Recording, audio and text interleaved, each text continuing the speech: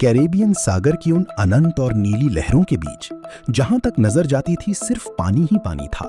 वहां एक शानदार नौका पर जूलिया और उसका परिवार अपने जीवन के सबसे सुखद और यादगार पल बिता रहा था। सूरज की सुनहरी किरणें पानी की सतह पर चमक रही थीं और चारों ओर एक जादुई शांति छाई हुई थी।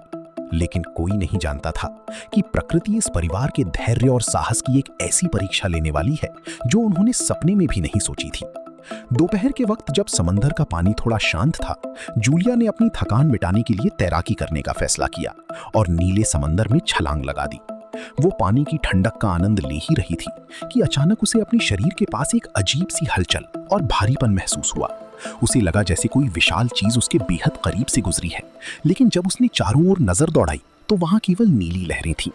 उसने इसे मन का वहम मानकर खुद को शांत किया, पर कुछ ही सेकंड बीते थे कि वही सिहरन फिर से महसूस हुई और इस बार डर ने उसके दिल में दस्तक दे दी।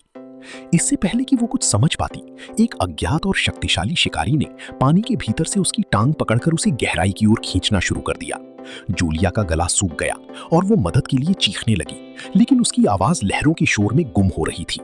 नाव पर मौजूद उसकी बेटी कैसी अपने हेडफोन में ऊंचे स्वर में संगीत सुन रही थी, इसलिए उसे अपनी माँ की चीखें सुनाई नहीं दी।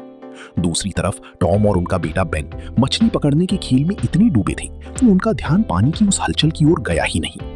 जूलिया पानी के ऊपर टिकने के लिए अपनी पूरी ताकत लगा रही थी, लेकिन खारा पानी उसके मुंह और फेफड़ों में भरता जा रहा था, जिससे उसका चिल्लाना लगभग असंभव हो गया। अंततः जब टॉम की नजर अपनी पत्नी की गैर मौजूदगी पर पड़ी तो उसका दिल बैठ गया। उसने देखा कि जूलिया दूर पानी में संघर्ष कर रही है। उसने तुरंत नाव की दिशा बदली और पूरी रफ्तार से उसकी ओर बढ़ा।